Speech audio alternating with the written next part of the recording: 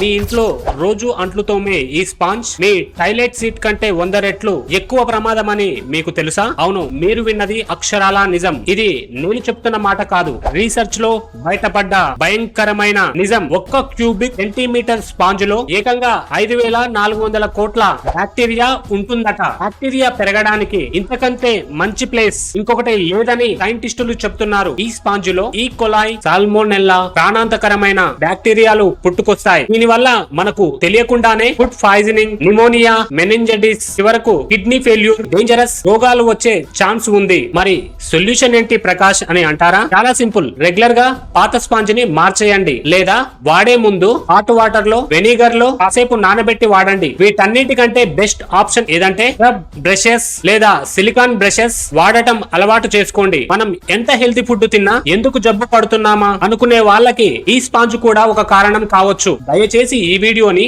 మీ family WhatsApp గ్రూప్లలో share చేసి వాళ్ళ ఆరోగ్యాన్ని కాపాడండి. మన ప్రకాష్ వరల్డ్ ఛానల్ ని సబ్స్క్రైబ్ చేసుకోండి. Thank you.